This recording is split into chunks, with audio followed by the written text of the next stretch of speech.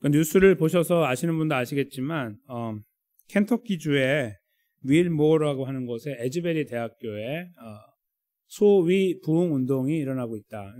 뭐 신문을 읽으시거나 인터넷을 통해서 유튜브나 많이 접하셨을 것 같습니다. 물론 모르신 분을 위해 좀 설명을 드리면 지난 2월 8일 수요일이었죠. 수요일에 이제 그 학교에 채플이 있는데 기독교 학교라서 채플이 끝나고 이제 목사님이 하나님의 사랑에 대해서 확신이 없으면 그 부분에 좀 더 기도하고 나가라 이제 이런 유의 메시지를 전달했는데 한 20에서 30명 정도 학생이 남아서 기도하다가 그게 이제 불씨가 돼서 무려 16일 동안 같은 자리에서 예배를 드리고 기도해야 하는 이런 소위 이제 부흥의 역사가 일어났습니다.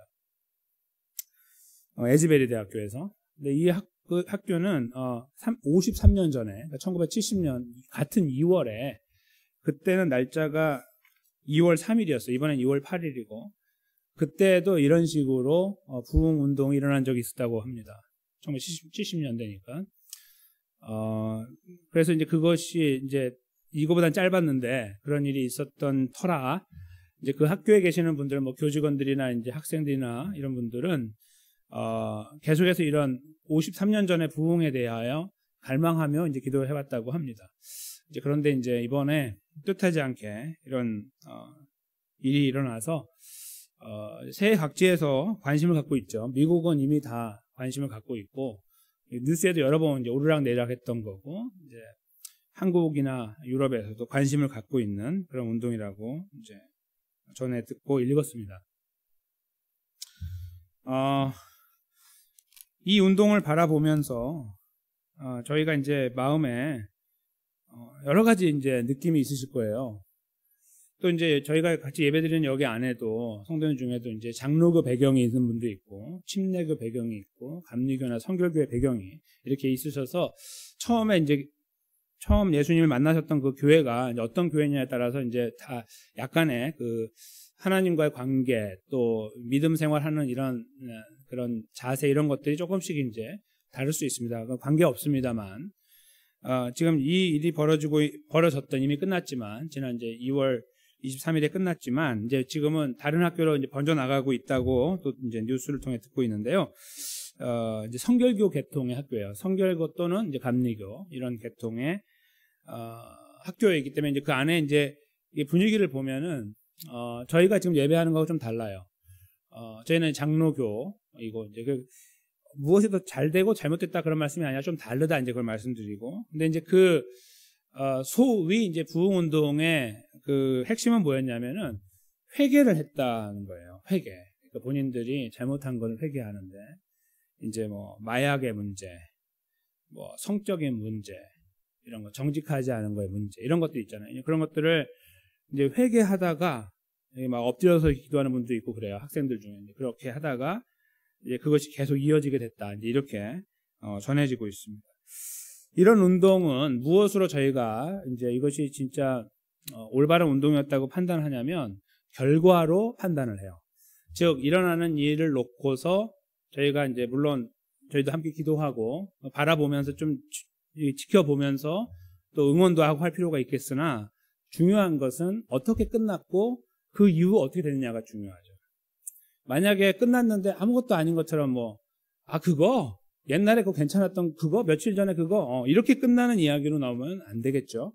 분명히 그것이 하나님의 역사라는 것을 저희가 확인하려면 그 다음에 벌어지는 결과 열매로 이제 이해할 수 있습니다. 학생들이 변화된다거나 학교가 바뀌었다거나 주변 사람들이 바뀌거나 아니면 이 운동을 계속 이어받는 교회들이나 그 동네가 변화되는 일들 이런 것들로 저희가 이 하나님의 역사라고 저희가 이렇게 고백할 수 있을 것입니다. 그렇지 않다면 좀 고개를 갸우뚱하게 되겠죠. 저는 이것을 부정적으로 보지 않습니다. 그리고 하나님의 역사를 저희가 제한할 수 없기 때문이고 그리고 그 안에 일어나고 있던 이 일들을 많은 분들의 간증을 통해 제가 듣고 읽고 봤을 때 그 안에 일어나고 있는 일들이 참으로 놀랍고 감동적이고 감격적이다 할 수 있습니다. 이런 것이 이제 실제적으로 어떻게 열매로 나타나냐면 이런 열매가 이제 사실은 필요한 건데 뭐냐면 이제 과거에 저희 한국이 복음을 받을 때에 이 예수님을 알게 될 때 선교사님들이 오셨잖아요. 그때 그러니까 1900년대 초반, 1800년대 말에 그때에도 이 미국에서 이런 어떤 영적인 각성과 부흥이 있었어요. 그때 이제 장로교하고 그때도 감리교였죠. 근데 그때 그래서 이제 대표적인 목사님들이 다 많은 분들이 한국으로 오셨어요. 그래서 저희가 복음을 받게 된 거예요. 아시겠죠? 이제 제가 말씀드리는 열매라는 것이 뭔지. 이렇게 복음이 확장돼야 된다는 거예요. 그냥 삶이 바뀌는 것도 필요한데 조금 더 이제 저희가 본다면 이런 것들을 통해서 저희가 기대하고 기도해야 되는 거는 복음이 확장되면 좋겠다. 이런 것들을 함께 기도하면 좋겠다. 이제 저도 이렇게 생각을 하는 것이죠. 그런 것들이 이제 일종의 좋은 열매라고 볼 수 있는데, 저도 기도하고 있습니다만, 이제 좀, 그렇게 그냥 여기서 끝나지 않고 무언가 하나님이 다른 일들로 이렇게 나타내시면 좋겠다고 생각을 합니다. 53년 만에 일어난 이 아름다운 사건에 대한 말씀을 잠깐 드렸습니다. 근데 저희가 있잖아요. 이런 이야기를 이렇게 들을 때 어떤 분들은 그런가 보다 하고 참 이렇게 좀 마음에 부담 없이 들으면서 또 감사하면서 이렇게 지나갈 수 있는데 어떤 분들은 이렇게 생각하는 분이 있어요. 나는 뭐지? 이렇게 생각하는 거예요.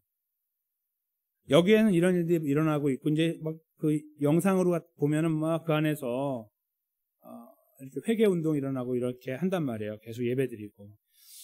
그런데 그런 걸 이렇게 보면서 우리가 이렇게 비교가 될 때가 있는 거예요. 그리고 나는 이렇게 무덤덤하게 살고 있는데 성도로서. 근데 저기 저 젊은이들과 저 사람들은 저렇게 모여가지고 뜨겁게 하나님을 예배하고 저렇게 있는데 뭐 잘못된 거 아닌가? 나는? 이렇게 생각하시는 분들이 생길 수 있습니다. 혹시 그런 분이 계신지 모르겠습니다. 표정을 보니까 안 계신 것 같은데요.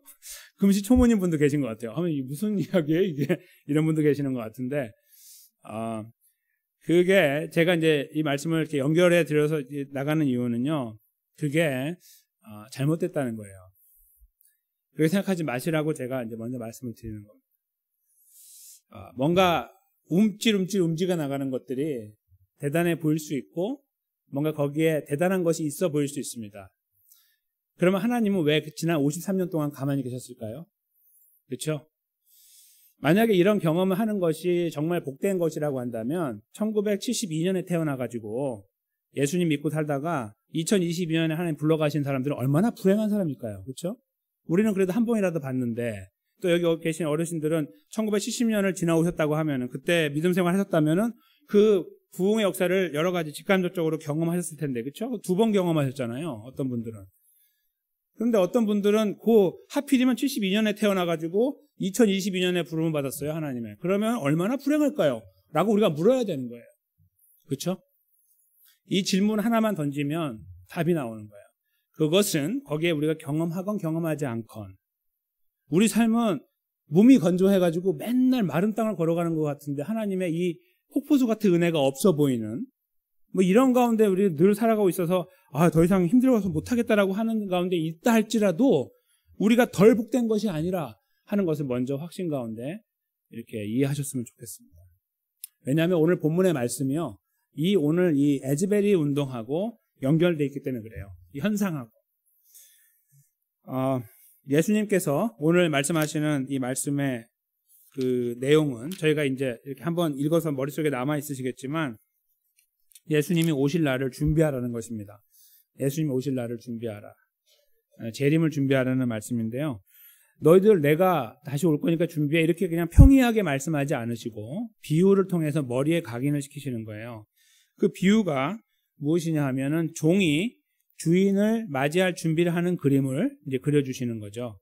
여기 허리에 띠를 띠고 등불을 들고라는 말은 당시에 그 이스라엘 근방 사람들이 종이 주인을 섬길 때 하는 그런 복장이었습니다.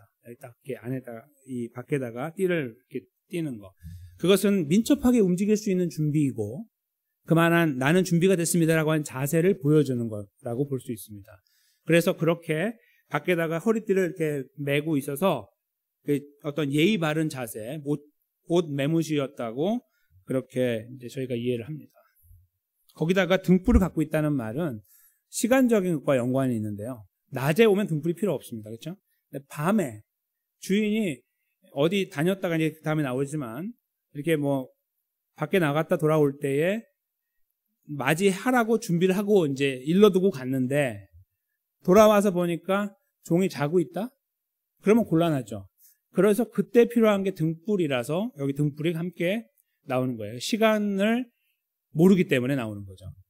근데 이제 그 다음으로 이어지면은 그 내용을 조금 더 발전시켜서 하나님, 예수님께서 말씀하시는데 그 혼인집에 다녀온다는 표현이 나와요. 36절이죠. 그러니까 어디 나느냐 하면 잔치집에 갔다 오는 거예요. 그러면은 이제 상황이 어떠냐면은 당시에 이제 그 이스라엘 분위기가 포도주를 즐겨 마시는 분위기였습니다. 저희가 예수님의 그 첫 번째 기적이 바로 포도주를 만드시는 기적이었던 거, 가나의 혼인잔치, 그것을 알고 있듯이. 그러니까 이렇게 잔치가 지나고 나면 사람들이 취해서 돌아와요. 그런데 이제 그 취해서 돌아올 때에 제정신으로 올 수도 있지만 비틀비틀거리면서 올 수도 있는 거죠. 이제 그런 상황까지도 저희가 이제 생각을 해볼 수 있어요. 아니면 너무 즐겁게 올 수도 있어요. 여하튼 큰 잔치를 마치고 돌아오는 주인을 기다리는 사람이다. 이렇게 이제 36절에 쓰고 있는데요. 거기 보면은 문을 두드려요. 와서 이렇게 문을 두드리면은 문을 열어주는 건데, 문을 열어주는 문지기 역할만 아니라 그분을 붙잡고 부축해서, 만약에 비틀비틀 거린다면 그분을 붙잡고 부축해서 등불을 밝히고 침실까지 인도를 해야 되겠죠. 어떤 이런 모양으로 저희가 이 비유를 이해할 수 있습니다. 그러니까 가만히 서가지고 불만 걸어놓고 있는 것도 아니고 문만 열어주고 있는 것도 아니고 옷을 대충 입고 있는 것도 아니라 아주 정자세로 정성껏 준비하고 있다가 그 상황이 되면 그 역할을 하는 그런 모양으로 비춰지고 있다는 거예요. 근데 그것만이 아니고요. 만약에 이제 비틀비틀거리고 오든지 아니면 정신이 바짝 들어서 오든지 왔는데 문을 두드렸더니 문이 열리고 자기가 사랑하는 종이 자기를 부축하고 그리고 침실로 자기를 인도하는 것을 보면, 37절이죠. 종들은 복이 있다. 내가 진실로 너희에게 이르노니 주인이 띠를 띠고 그 종들을 자리에 앉히고 나와 수종하리라. 이게 무슨 상황이죠? 자기를 인도하는 종을 너무 사랑하고 기뻐하기 때문에 자기가, 주인이 종의 모습으로 준비를 하고 나와서 종에게 서브를 하겠다는 거예요. 서브를 한다. 음식을 제공하고 이런 일을 하겠다라는 말씀이에요. 이건 어떤 것을 의미하냐면 그 당시의 상황, 그러니까 그날 밤이 아니고 다음 날이거나 시간이 지나서 내가 어제 그 아무개 종을 봤는데 아주 신실하더라. 내가 아주 기분이 좋아. 그래서 오늘 내가 잔치를 한번 배설할 건데 그 친구 꼭 거기 앉혀, 내 자리에. 이런 말이에요. 그러니까 거기에 앉아서 내가 그 친구를 서브할 수도 있고 아니면 함께 음식을 나눌 수도 있고 하는 어떤 그런 상황을 말하는 거예요. 아시겠죠? 그러니까 지금 당장은 아니지만 앞으로 일어날 수 있는, 그리고 그 일어나는 내용에서 종은 정말 상상을 초월하는 대접을 받게 되는 상황을 만나는 거예요. 근데 여기에 아까 등불 말씀을 드린 거에 연결돼서 시간 이야기가 나오죠. 그 시간이 편안한 시간이 아닌 복잡한 시간이에요. 2경이나 3경이라는 말은요, 그리스 문화나 아니면 유대인들이 쓰는 시간이 세 단계로 나눠져 있는데 초경, 2경, 3경으로 나눠져 있어요. 그래서 초경 내지 1경이라고 하는데 그건 뭐냐면 6시부터 10시, 오후 6시부터 10시고요. 그 다음에 2경은 10시부터 2시, 3경은 2시부터 6시. 이렇게 4시간씩 단어가 잘라가지고 이제 시간을 계산했거든요. 그러니까 2경이면 뭐죠? 10시부터 2시, 새벽. 피곤한 시간입니다. 그리고 3경은 더 피곤한 시간이에요. 2시부터 6시니까. 아주 힘든 시간. 그렇죠? 그때에 이르러서도 38절인데요. 종들의 이같이 하는 것을 보면 그 종들은 복이 있을 것이다. 1경에 왔어요. 그랬더니 종이 잘 자기를 맞이했어요. 그래도 기분이 좋을 텐데 이 시간에 종이 자고 있으면 어떡하지 하고 왔는데 두드렸더니 불을 밝히고 자기를 이렇게 부축해서 자기 침실까지 인도한다? 어제 내가 몇 시에 왔냐? 다음날 물어봤을 때 2경에 오셨습니다. 그래? 3경에 오셨습니다. 그러면 더 기분이 좋아지겠죠. 그런 의미예요. 그래서 시도 때도 없이 그 시간이 주어질 수 있으나 그럼에도 불구하고 그 타이밍에 정확하게 종의 역할을 한다면 그는 복될 것이다. 그렇게 예수님께서 비유를 통해서 말씀하신 거예요. 근데 그거를 조금 다른 각도에서 말씀하시는 게 39절인데요. 도적 이야기죠. 이제 그 주인이 오는 것은 좀 이제 주인과 종의 관계는 이렇게 좀 껄끄러움이 없잖아요. 물론 이제 긴장 관계는 있지만 그렇지만 도적과 주인은 다르죠. 그래서 여기 39절에 도적이 어느 때에 이룰 줄 알았다면 그 집을 뚫지 못하게 했을 것이다. 이렇게 말씀하시는 내용 속에 담겨 있어요. 도적이 온다고 이렇게 시간을 정해주면은 저희가 어떻게든 지키겠죠. 저희같이 힘이 없는 사람도 뭔가 해보려고 할 거예요. 그렇죠? 이렇게 뭐 집 앞에 도랑을 파놓는다든지 뭐 이렇게. 그래서 뭔가 이렇게 좀 해놓으려고 할 건데 시간을 모르면 참 난감하죠. 네, 그런 거를 말해요. 그래서 예수님의 오심이라는 것이 그 시간적으로 알지 못하는 때라는 것을 암시하고 계시고요. 마지막 절에 이러므로 너희도 예비하고 있으라 생각지 않은 때에 인자가 올 것이다라고 말씀하심으로 하여 이 이야기가 무엇을 위한 것인지를 분명하게 말씀하고 있는 거예요. 제자들이 세상을 살면서 예수님 오실 날을 고대하고 살아야 된다는 것입니다. 오늘날은 잘 모르겠지만 당시에 2000년 전에 초대교회를 살던 성도님들은 이 복음서가 다 쓰여지고 나서 한 100년 정도 지났을 때 다 쓰여졌거든요. 이미 100년쯤 됐을 때 이제 요한계시록까지 마무리가 됐기 때문에. 그렇지만 이제 완전히 하나로 완성되지 않고 돌아다녔어요. 복음들이 막 이렇게 돌아다녔는데, 그러니까 복음을 들은 그 초대교회 성도들은 무엇을 생각했냐면 머릿속으로 예수님의 재림을 생각했어요. 죽나 사나 자나 깨나 예수님 재림을 생각했어요. 왜냐하면 너무 힘들었기 때문에. 저희가 생각하는 거하고 완전히 차원이 다른 세계에 살았기 때문에 그래요.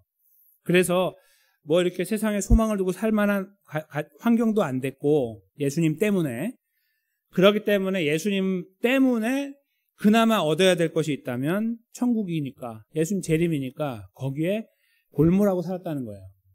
그래서 여기서 지금 이 말씀을 하실 때는 모르지만 이 말씀을 읽는 그때 당시의 성도들에게는 이 말씀이 마음에 깊이 와닿는 거예요.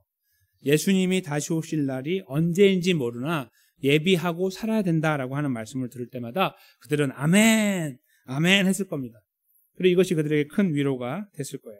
예수님은 그때와 그때를 오직 하나님 아버지만 아신다고 말씀하심으로 해서 그 성삼위 하나님이 성부 하나님, 성자 예수님, 성령 하나님이신데 이 계획의 주관자 되신 하나님 아버지만 이 일을 알고 계신다고 하심으로 하여 열쇠를 하나님께 넘겨드렸어요.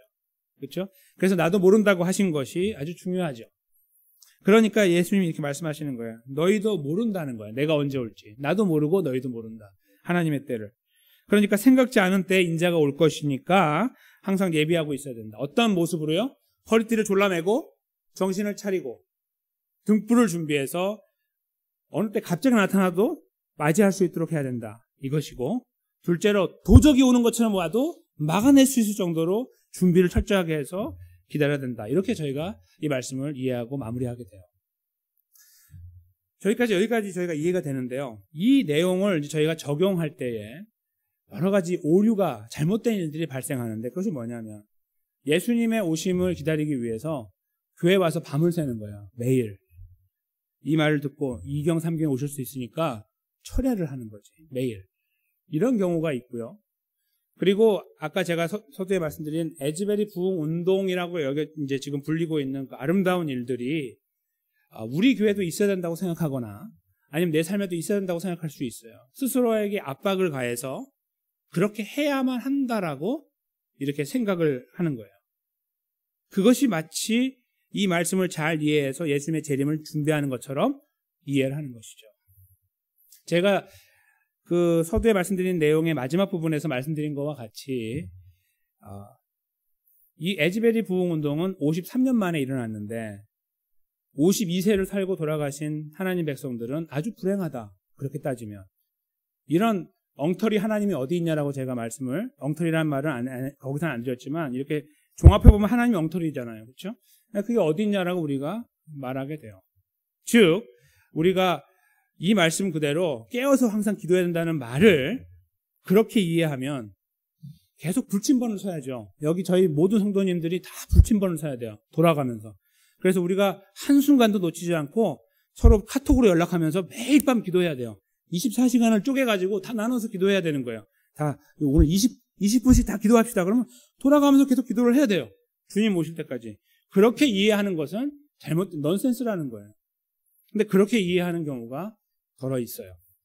그래서 그런 분들 중에는 소위 이단, 그래서 뭐 종말, 이게 다가간다, 뭐 언제 온다고 한다, 예수님 오신다고 한다, 이런 거짓말 이야기를 계속 들을 때마다 혹해서 모든 삶을 포기하고 거기 가는 거죠. 이 삶은 중요하지 않아, 난 천국 갈 거니까. 거기에 올인하는 거예요. 가정도 다 버려버리고, 아내의 역할, 남편의 역할, 자녀의 역할을 다 버리고 가는 거죠. 그런 일들을 저희가 가끔씩 만나요. 한국이나 미국에서. 그렇죠? 그런 것들이 다 이 종말에 대한 이해가 잘못됐기 때문에, 이 말씀을 잘못 이해하고 있기 때문에 벌어지는 일이에요. 그것은 저희가 하나님의 주권이라는 거, 하나님이 우리를 구원했다라는 이 사실이 그런 생각과 이게 딱 만났을 때 이게 그냥 없어져 버리는 거예요, 머릿속에. 내가 누구지? 나중에 이렇게 되는 거예요. 나는 누구? 하나님은 누구? 이렇게 되는 거예요. 진짜로. 우리는 그래서 이 말씀을 잘 이해해야 되는 거예요. 어떻게 반응하는 것이 맞는지. 오늘 본문에요. 이 본문을 저희가 이제 마무리하면서 생각하시면 잘 이해가 되실 건데, 이렇게 나와 있어요. 오늘 본문에는 분명하게 명시가 안 돼 있는데요. 이 본문 앞에 들었던 말씀을 기억해 보세요. 스위스 은행 기억나시죠? 네, 그때 저희가 들었던 말씀을 한번 이렇게 떠올려 보십시오. 저희들의 생각이 어디에 가 있어야 된다고 말씀드렸습니까? 하나님의 나라 천국에 집중되어야 한다고 말씀드렸습니다. 그렇죠? 그것은 제 말이 아니고 예수님의 말씀이었고, 저희가 거기에 항상 초점을 두고 살아가야 천국 백성의 삶을 살아갈 수 있다라고 예수님이 지적하셨습니다. 근데 그 말씀과 오늘 말씀은 필수 불가결의 관계예요. 서로 뗄래야 뗄 수 없는 관계의 말씀이라는 거예요. 즉, 오늘 본문에서는 너희가 내가 언제 올지 모르니까 항상 깨어있어라고 말씀했고, 그러면 어떻게 깨어있어요? 이렇게 물어보는 저희들에게 천국을 바라봐, 이렇게 말씀하는 거예요. 그 말이 그 말 같으세요? 아니에요. 다른 말이에요. 우리들의 가치와 우리들의 관심을 항상 하나님 나라에 두는 거예요. 그러니까 어떤 우리 안에 마음이 갑자기 뜨거워져가지고 하나님이 내 안에 역사해서 내가 막 갑자기 회개하게 되고 복음을 전하게 되고, 또 가정이 갑자기 다 하나님의 은혜로 변화돼서 구원받게 되고 막 이런 일들이 발생할 수도 있잖아요. 그런 것들을 통해서 우리가 그 하나님의 살아계심을 경험할 수도 있고 그 길을 잘 걸어갈 수도 있어요. 그렇지만 저희 주변을 이렇게 보면은 많은 분들이 그것과는 거리가 정말 멀어요. 그렇죠? 그것과는 정말 거리가 먼 삶을 살아요. 죄를 짓고 산다 그 말씀이 아니라 그런 것들을 잘 경험하지 못하고 산단 말이에요. 심지어 우리 자신조차도 이렇게 자꾸 마음이 식어지고 이런 것들도 경험한단 말이에요. 그리고 또 우리가 범죄하기도 하고, 그런 것들을 다 이렇게 종합해서 본다면 우리가 이 준비해 나가는, 내가 뭔가 이렇게 준비하는 것들이 사실은 뭔가 허점이 많은 이야기구나라는 것을 알게 되는 거예요. 그렇죠? 저희가 뭔가 준비하는 거, 어떤 부흥회가 어디 있으니까 여기 가서 내가 하나님의 은혜를 경험해야지. 좋게 말하면 어떤 분들이 불을 받는다고 표현하기도 하고, 그런 여러 가지 것도 있잖아요. 그런 것들이 이제 뭔가 있을 때 이것이 뭔가 기폭제가 돼가지고 나를 한번 확 일으켜 세우고 뭔가 대단한 하나님을 만날 수 있는 어떤 상황으로 나를 이끌어서 내 삶을 더 풍요롭게 만들어 줄 것이다라는 어떤 기대, 그런 것들로 거기에 우리가 다닐 수도 있거든요. 그런데 지금 예수님께서 이 말씀을 하고 계시는 과정에서 앞과 뒤 문맥으로 보면 이 말씀은 그렇게 말씀하고 계시는 게 아니에요. 그러니까 만약에 어떤 상황이 발생하면 너희 다 포기하고 나한테 와, 이런 거 말씀하지 않아요. 내가 올 때까지 그냥 주부로서 살고 남편으로 살고 자녀로 사는 거예요. 그렇게 살아가도록 말씀해요. 다른 본문 말고는 일을 하다가 주님이 오시는 그 비유를 예수님이 말씀하시죠. 맷돌을 갈고 있을 때, 그렇죠? 기억나시죠? 그 본문. 일을 하고 있는 거예요. 그냥 똑같이 사는 거예요. 거기에 예수님이 오시는 거지. 자, 이제 오늘부터 열흘 동안 기도하고 예수님의 재림을 준비합시다, 이런 거 없습니다. 절대로 없어요. 근데 저희도 모르는 사이에 많이 마음이 공고하고 힘들면, 일들이 잘 해결되지 않아 보이고 잘 안 풀리는 것처럼 보이고 이러면 내가 주님 앞에 좀 기도하는 시간을 가져야겠구나. 기도하는 시간 갖는 것은 옳고 100번 맞지만, 그걸 통해서 뭔가 하나님이 지금 저쪽 에즈벨이라고 있는 학교에서 일으켜 나가고 계시는 어떤 그런 역사가 나에게도 올 것을 기대하면서 가는 것은 위험하다 이 말이에요. 그것이 그 자체가 우리의 이 믿음 생활, 하나님과의 관계를 이루는데 핵심이 아니에요. 절대로 아니에요. 그것은 절대로 중요한 건 여기 본문 앞부분에 나와 있는 하나님의 나라를 사모하느냐 그렇지 않느냐예요. 하나님의 나라를 사모하니까 재림이 기다려지는 거예요. 재림이 기다려지기 때문에 다시 하나님의 나라를 사모하는 거예요. 그것이 계속 왔다 갔다 하는 거예요. 그것이 바로 예수님이 말씀하려고 하는 준비입니다. 예수님이 재림하실 거에 대한 준비. 대단한 것을 하는 것이 아니라 평범함 속에서 준비해 나가는 거예요. 정말 오늘부터 그래서 언제 오실지 달력에 표시하며 준비하는 그런 준비가 아니고 하루하루를 하나님 백성으로 살아가는 거예요. 그게 준비예요. 여기에서 깨어있으라는 표현이 바로 그 말씀입니다. 너가 누구인지를 알아라. 너의 존재가 무엇인지를 알아라. 하나님이 누구이신지를 알아라.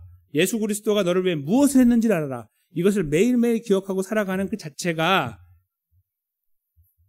천국을 사모하는 삶이며 예수님의 재림을 기대하는 삶이에요.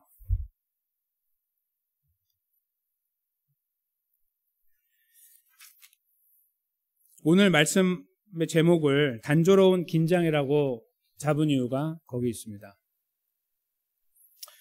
아주 극적인 역사들이 일어나서 거기서 긴장감을 가지고 주님이 언제 오실지에 대한 고대하면서 살아가는 삶을 하나님은 우리들에게 요구하고 계시지 않아요. 그거보다 오늘 하루를 살았는데 하나님 백성으로 잘 살았냐 못 살았냐를 더 궁금해 하시는 거예요. 그걸 항상 묻고 계시는 거죠. 하루를 마쳤을 때 잠자리에 들 때 그 생각을 하는 것을 원하시는 거예요. 내가 오늘 말을 잘했나 행동을 잘했나를 돌아보도록 하는 거 원하시는 거죠. 내가 오늘 그 어떤 자리에 가서 에즈벨이 그 학교 말고 어떤 다른 데라고 해서 그 자리에 가서 내가 거기서 하나님의 은혜를 경험했다. 그때 하나님이 말씀하실 거예요. So what? 이렇게 말씀하실 거예요. 그래서 어떻게 될 건데 앞으로 이렇게 말씀하실 겁니다. 거기에서 우리가 하나님을 경험하는 거, 어떤 이 영적으로 이렇게 경험하는 거, 그런 것들이 정말 소중한 기억이 되고 우리들을 붙잡고 나갈 수 있는 에너지가 되는 건 분명하지만 그 자체가 오늘 본문의 말씀의 답변은 결코 아니에요. 결코 아니에요. 저희는 그냥 무미건조하게 뭐 일주일이 그냥 훅 지나가는데 벌써 일주일이 끝났나? 이렇게 일주일이 지나고 났는데 그러면 교회 가야지. 여기 교회 오고. 그냥 이렇게 뭔가 기계처럼 움직이는 것처럼 보이는데 그 삶이 바로 우리가 하나님의 나라를 기다리고 예수님의 재림을 기다리는 삶이라는 거예요. 하나님 말씀은 그걸 말씀하고 있는 거예요. 있을 수도 있고 어떤 일들이 없을 수도 있는데 없는 경우가 더 많아요. 거의 퍼센트로 따지면 99.9%는 없는 거예요. 그렇죠?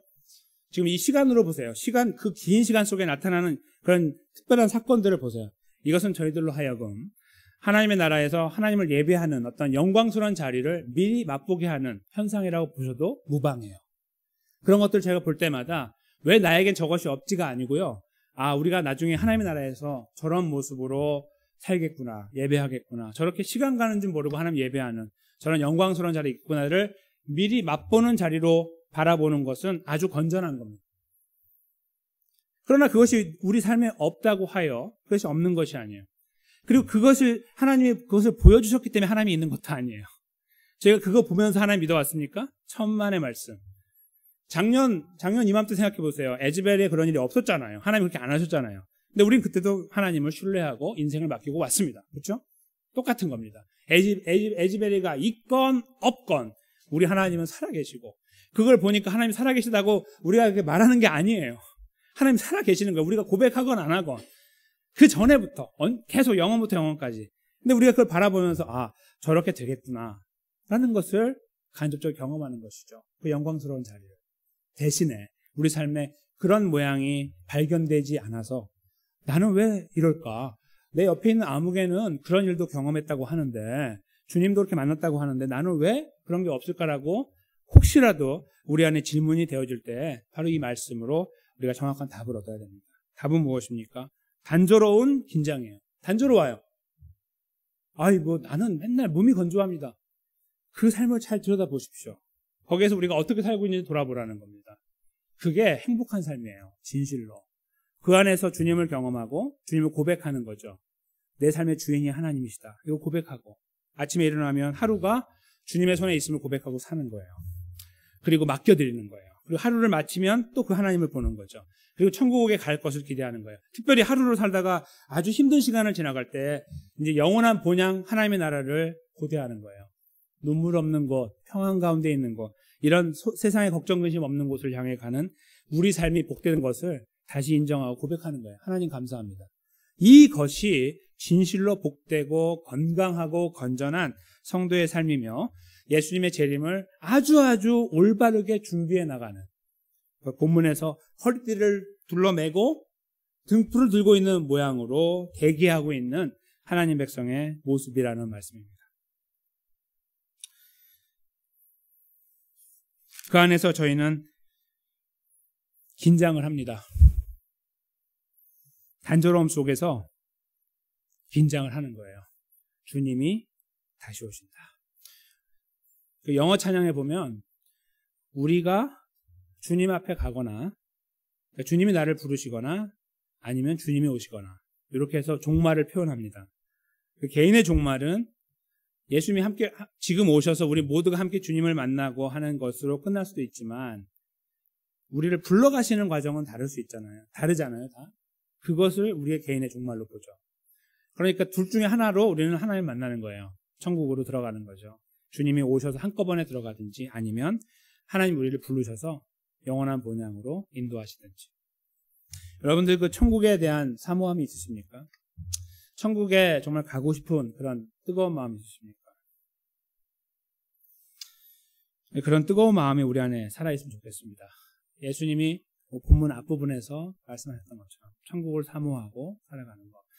그럴 때 저희도 모르는 사이에 어느 순간에 예수님의 재림이 그렇게 기다려지고 하루하루가 정말 버겁지만 그 안에서 만지고 계신 하나님의 신실하심과 붙잡아 주시는 은혜들을 경험하는 그런 걸음을 걸어갈 수 있을 거라는 확신을 갖습니다. 이 말씀을 요약하는 말씀을 하나님은 사도 바울을 통해 빌립보서 3장 14절에 넣어주셨습니다. 이렇게 살으라는 거죠. 이것이 오늘 말씀을 정확하게 짚어내고 요약하고 우리의 신비에 새기도록 하시는 겁니다. 빌립보서 3장 14절 말씀 스크린에 있습니다. 한 목소리로 읽도록 하겠습니다. 시작. 표대를 향하여 그리스도 예수 안에서 하나님이 위에서 부르신 부름의 상을 위하여 쫓아가노라. 아멘. 갔는데 아무것도 없는 그런 곳이 아니죠. 예수님의 약속을 통해 주시는 수많은 말씀과 더불어 우리는 하나님 나라에서 받는 상급을 기대하고 있습니다. 그래서 그를 향해 가는 거예요. 그러니까 구원 받았으므로 난 구원만 받아도 돼 라는 단계를 지나가는 하나님 백성들은 이런 것들을 생각하는 거죠. 하나님 나라의 상급. 사도 바울은 이미 그것을 바라보고 있었고 그를 향해 그것을 위하여 쫓아간다고 표현합니다. 표대를 향하여, 바로 저 위죠. 천국, 하나님의 나라를 바라보는 거예요. 자기가 세운 자기 인생의 목표가 아니고요, 하나님의 나라예요. 거기를 바라보고 뛰는 거예요. 그리고 지치거나 피곤하거나 어렵거나 좌절되거나 절망될 때도 하나님이 다 나를 바라보고 계시고 인정하고 계시고 기억하고 계신다는 사실에 의거해서 나오는 상급을 기대하는 거죠. 나는 못났지만, 나는 자격이 없지만 우리 하나님 아버지께서 나를 구원하셨고 여기까지 인도하셨고 나를 통해 가끔씩 기쁨도 누리셨으며, 그러므로 하여 아주 작은 부분이라 할지라도 하나님께서 나를 불쌍히 여기셨다면 우리에게 주어질 상급이 있는데, 그렇죠? 그것을 바라보며 가는 거예요. 때로는 눈물이 나는 시간들을 지나갈 수도 있고, 어려운 시간, 사람들로부터 어려운 시간을 당할 수도 있고, 우리가 열심히 했는데 열매가 없어 보이는 허탈함을 경험할 수도 있으며, 특별히 하나님 백성으로 걷는 걸음이 그런 경우들이 참 많아서 별로 걷고 싶지 않고 맨날 내 자존심만 땅에 떨어지는 것 같은 일들을 많이 경험하는데, 그런 시간들을 걸어갈 때마다 주변에서 누가 나 좀 알아주지 않나? 저 집사님이 나를 좀 알아주면 좋은데, 저 장로님이, 권사님이, 아니면 저 목사님이 좀 알아주면 좋은데 라고 하지 않고 예수 그리스도께서 이 모든 걸음을 함께하고 계시며 하늘에서 컨트롤하고 계신 하나님 아버지께서 모든 것들을 기억하고 계신다는 사실, 내가 아파할 때 함께 아파하는 성령 하나님의 애통함을 함께 믿음의 눈으로 바라보면서 걷는 것이죠. 그 걸음이 바로 하나님께서 예수님을 통해 오늘 주시는 말씀의 모든 것입니다. 준비해서 깨어 있어야 된다라고 하는 말씀은 바로 그것이에요. 너무나 평범하죠. 몸이 건조해 보여요. 그렇지 않아요. 그 안에 있는 강력한 은혜는요, 어떤 것도 꺾지 못합니다. 우리가 오히려 감정적으로 막 일어났다가 사그라드는 것보다 훨씬 강력한 거예요. 흔들리질 않거든요. 제가 에즈벨이 그 상황을 놓고 그렇게 말씀드린 거 아닙니다. 분명하게 말씀드리고요. 그것이 아니라 어떤 상황들마다 우리가 우리를 기분 좋게 만들고 격려해주는 상황들이 생길 수 있어요. 근데 그런 것이 많이 없어도 된다고 제가 말씀드리는 거예요. 심지어는 없어도 된다고 말씀드리는 거예요. 극단적으로 말씀드리면. 오히려 나는 늘 단조로워요. 하루 시작 어떻게 하십니까? 저는 그냥 일어나면 그냥 몸이 건조하게 침대에 누워서 기도하고요. 그리고 그냥 일어나요. 오늘도 힘들게 또 살겠구나 하고 돌아와서 씻고 자면서도 하나님 대충 누워서 기도해요. 감사합니다. 이렇게 하고. 한번 잘 생각해 보십시오. 그분의 머릿속에 무엇이 들어있습니까? 하나님이 들어있죠. 주관자 하나님이 들어있는 거예요. 내가 이렇게 정말 힘들게 살고 있는데 나를 구워 살피시는 하나님이 들어있는 거예요. 나는 지금 어디로 가고 있냐면 이 걸음의 끝자락에서 저 큰 대저택으로 가는 게 아니고 저 성공의 자리가 아니라 하나님의 나라예요. 왜냐하면 나는 그 자리에 들어가 있는 존재이기 때문에 이미. 이것을 느낄 수 있지 않을까요? 단조로운 삶 속에 하나님의 은혜로 말미암아 긴장하면서 하루하루를 맡기면서, 왜냐하면 그것이 힘드니까 살아가는 삶. 목사님, 나에게는 왜 그런 거 하나도 없죠? 라고 말씀하시는 게 어쩌면 더 복된 삶일 수 있습니다. 정말 그렇습니다. 그러나 저는 살아계신 하나님께서 여기 계신 모든 성도님들께 가끔씩 은혜를 베풀어 주시면 좋겠어요. 기도하셨는데 하나님의 놀라운 역사가 있어서 응답을 받기도 하시고 이렇게 치료를 해주시기도 하고 일들을 풀어주기도 하고 역사를 이루어 나가 주셨으면 좋겠습니다. 그것은 저의 기도의 제목이고 여러분의 기도여야 될 것입니다. 거기에 우리는 목을 메고 살지 않습니다. 그것은 주변의 것이기 때문이고 우리는 가장 중요한 것을 이미 가지고 그것으로 만족할 수 있는 준비가 되어 있는 존재들이기 때문에 그 하나님을 추구하십시오. 건조한 가운데, 단조로운 가운데 긴장하는 하나님의 백성의 걸음을 오늘도 잘 걸을 수 있도록 주님을 신뢰하면서 이걸 맡겨드리면서 이 귀한 걸음, 성도의 걸음을 한 걸음 한 걸음 계속해 나가시는 하나님이 기뻐하시는 그 자리에 아름답게 세워지시는 한 분의 걸음이 되시기를 예수님의 이름으로 간절히 축원합니다.